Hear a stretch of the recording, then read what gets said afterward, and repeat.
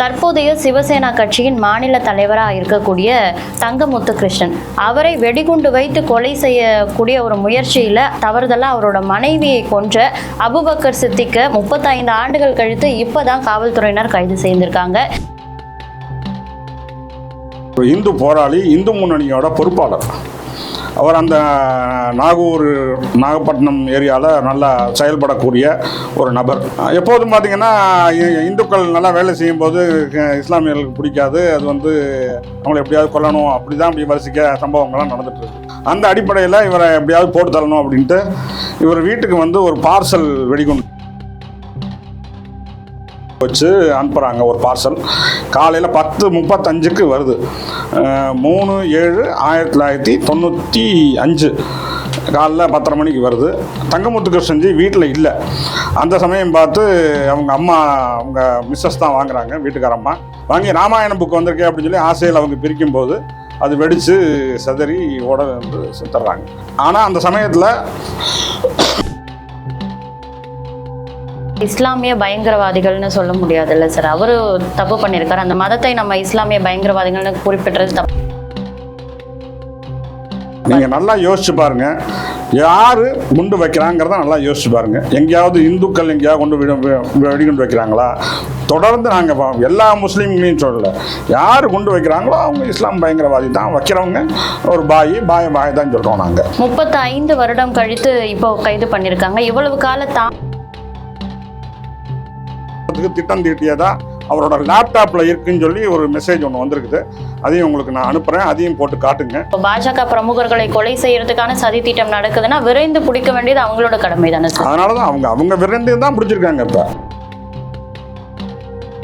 தாமதம் எதனால இருக்கும் அப்படின்னு நினைக்கிறீங்க சார்? போலீஸ் தேடிட்டு இருந்திருக்கலாம், கிடைக்காம இருந்திருக்கலாம். இப்போ ப்ரெஷர் ஏதாவது தாங்க முடியாமல் அரசோட என்ஐஏ தான் இப்போ பிடிச்சிருக்கு.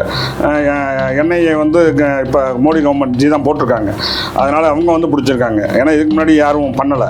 இல்லை, கடந்த 11 வருடங்களாகவே மோடி கவர்மெண்ட் தான் நடந்துட்டு இருக்கு.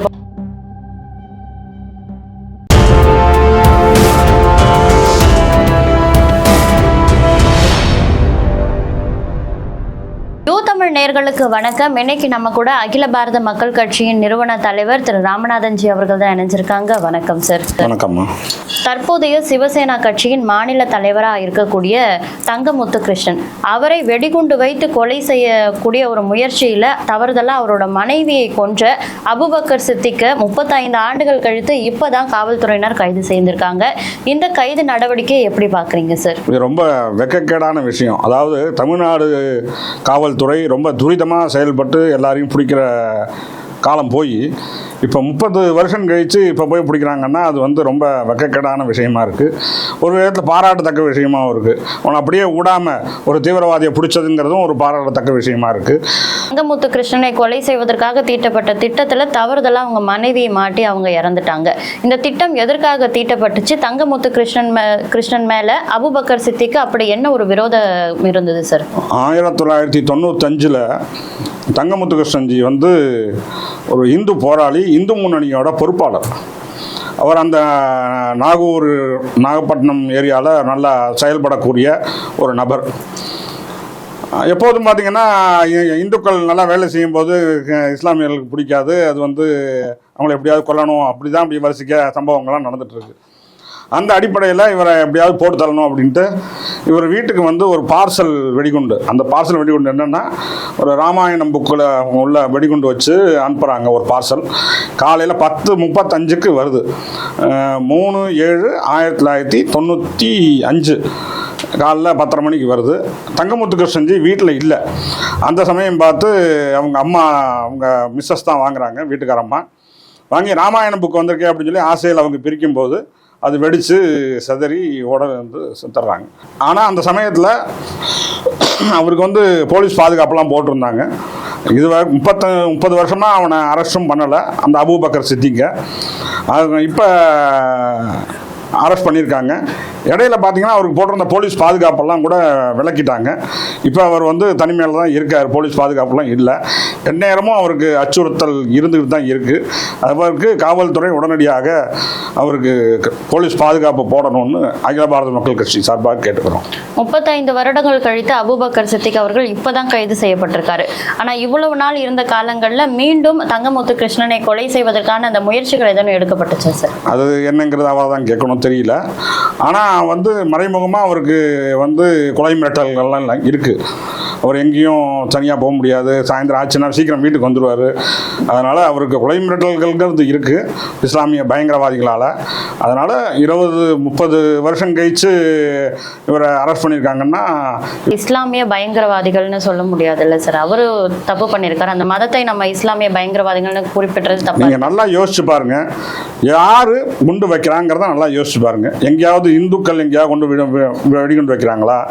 தொடர்ந்து நாங்கள் எல்லா முஸ்லீம்களையும் சொல்லலை, யார் குண்டு வைக்கிறாங்களோ அவங்க இஸ்லாம் பயங்கரவாதி தான். வைக்கிறவங்க ஒரு பாய் தான் சொல்கிறோம் நாங்கள். இல்லை, பயங்கரவாதிகள்னு சொல்லலாமே சார். இஸ்லாமிய பயங்கரவாதிகள் சொல்றது அந்த மதத்தை நம்ம அவதூறு பரப்புற விதமா இருக்கே சார். இல்லை, இஸ்லாமிய மக்களால் தான் அவங்களுக்கு அச்சுறுத்தல் இருக்குங்கிறதுனால சொல்கிறோம், வேற ஒன்றும் இல்லை. பல பாஜக பிரமுகர்களை கொல்றதுக்கு திட்டம் தீட்டியதா அவரோட லேப்டாப்பில் இருக்குன்னு சொல்லி ஒரு மெசேஜ் ஒன்று வந்திருக்குது. அதையும் உங்களுக்கு நான் அனுப்புகிறேன், அதையும் போட்டு காட்டுங்க. அதனால் இன்னும் நிறைய விஷயங்கள் அவங்கள விசாரிச்சாதான் தெரியும். இதற்கு முன்னாடி இப்போ இது மட்டும் முதல் தடவை நம்ம சொல்ல முடியாதுல்ல சார். 35 வருடம் கழித்து இப்போ கைது பண்ணியிருக்காங்க. இவ்வளவு கால தாமதம் எதனால் இருக்கும் அப்படின்னு நினைக்கிறீங்க சார்? போலீஸ் தேடிட்டு இருந்திருக்கலாம், கிடைக்காம இருந்திருக்கலாம். எதனாலங்கிறது போலீஸ் தான் அது சொல்ல முடியுமே தவிர்த்து இதை நம்ம போலீஸ்க்கு நம்ம வேற எதுவும் சொல்கிறதுக்கு இல்லை. அதில் ஒன்று இப்போ இருந்துட்டு போட்டோம், அப்படியே இருந்துட்டு போட்டோம் அப்படின்னு சொல்லி விட்டாங்களா? இப்போ ப்ரெஷர் ஏதாவது தாங்க முடியாமல் அரசோட என்ஐஏ தான் இப்போ பிடிச்சிருக்கு. என்ஐஏ இப்போ மோடி கவர்மெண்ட் தான் போட்டிருக்காங்க. அதனால அவங்க பிடிச்சிருக்காங்க. ஏன்னா இதுக்கு முன்னாடி யாரும் பண்ணலை.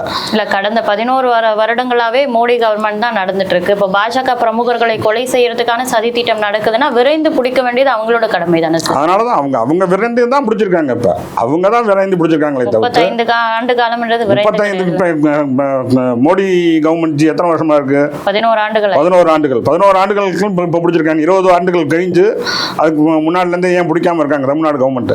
இப்போ 11 ஆண்டுகளில் பிடிச்சிருக்காங்கல்ல. இல்லை, இப்பவும் கேரளா பக்கத்தில் ஏதோ ஒரு இடத்துல பிடிக்கப்பட்டதான் சொல்லப்படுது சார்.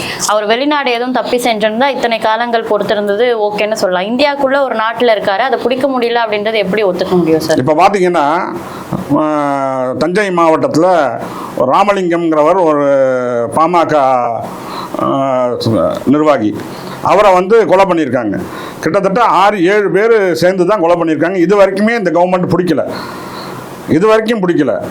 அப்போ என்ன பண்ணிட்டு இருக்காங்கன்னு நம்ம எப்படி கேட்க முடியும்? நம்ம அவங்க தேடிட்டு தான் இருக்காங்க, எங்கே இருக்காங்கங்கிறது தெரியல. அதனால் தொடர்ந்து தேடுதல் வேட்டையில் தான் இருக்காங்க போலீஸ்காரங்களும். அதனால் சீக்கிரம் பிடிச்சிருவாங்கங்கிறத நம்பிக்கை இருக்குது, பார்ப்போம். தங்கமுத்து கிருஷ்ணன் அவர் தான் இதில் பாதிக்கப்பட்டவராக இருக்கார், மனைவி இழந்தவராக இருக்கார். அவருக்கு இந்த 35 ஆண்டு காலம் கழிச்சு எடுக்கப்பட்டிருக்க அந்த கைது நடவடிக்கை வரவேற்கத்தக்கதாக இருக்கா, இல்லை ஒரு எதிர்ப்பு தெரிவிக்கிற விதமாக அவர் பார்க்குறாரா சார்? இது ரொம்ப லேட்டுங்கிறது அவர் ரொம்ப வருத்தம் படுறாரு. 35 வருஷமாக ஒரு தீவிரவாதியை பிடிக்கல, இப்போ பிடிச்சிருக்காங்கிற ஒரு சந்தோஷமும் இருக்குது. ஆனால் இவ்வளோ லேட்டாக பிடிச்சிருக்காங்கிற வருத்தமும் இருக்குது. அதனால் அவர் ரொம்ப சந்தோஷம் தான் படுறாரு தவிர்த்து இன்னும் என்ன விசாரணைங்கிறத முழுமையாக தெரிஞ்ச விசாரிச்சாதான் தெரியும். நிறைய பாஜக பிரமுகர்களை கொலை செய்யறதுக்காக சதி திட்டம் தீட்டிய அந்த தகவல்கள் அவரோட லேப்டாப்ல, அபூபக்கர் சித்திகோட லேப்டாப்ல இருந்துச்சுன்னு சொல்றீங்க. அந்த பிரமுகர்கள் யாரு அப்படின்ற தகவல் கசிஞ்சிருக்கா சார்? இல்லை, அதாவது பேப்பர் கட்டிங் வச்சு தான் நான் சொல்கிறேன் உங்களுக்கு விஷயம். அது யாருங்கிறது ஒன்றும் தகவல் ஒன்றும் வரல. தயவு செய்து இந்த அரசாங்கம் அது யார் அவங்களுக்குலாம் தகுந்த பாதுகாப்பு கொடுக்கணும். அதாவது இந்து அமைப்புக்கு தலைவர்களுக்கு மொத்தமாகவே ஃபுல் அச்சுறுத்தல் இருக்குது. அதனால் இந்து அமைப்பு தலைவர்களுக்கு எல்லாருக்குமே பாதுகாப்பு கொடுக்கணும். இப்போ அந்த பாஜக பிரமுகர்கள் யாருக்கு அவங்களுக்கெல்லாம் பாதுகாப்பு கொடுக்கணும்.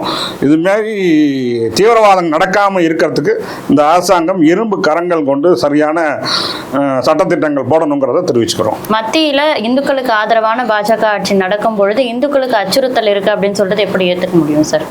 அதாவது தமிழ்நாட்டை பொறுத்த வரைக்கும் இங்கே இந்து அப்படின்னு சொன்னாலே இந்த அரசாங்கத்துக்கு பிடிக்கிறது இல்லை.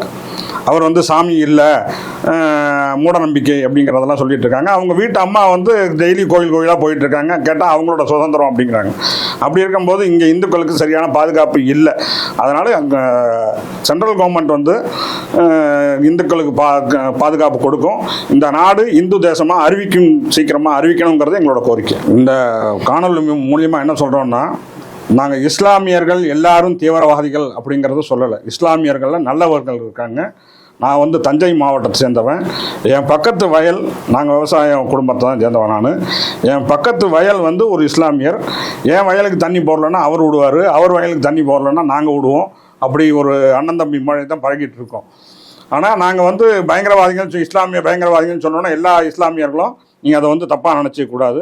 நாங்கள் வந்து இஸ்லாமிய பயங்கரவாதிகள் சொல்கிறது யார் யார் தீவிரவாதத்தில் இருக்காங்களோ, எந்த அமைப்புகள் இருக்கோ அவங்கள தான் நாங்கள் வந்து இதில் சொல்கிறோமே தவிர்த்து யாரையும் இதில் புண்படுத்தும் விதமாக எந்த ஒரு இஸ்லாமியர்களையும் நாங்கள் சொல்ல விருப்பப்படலை.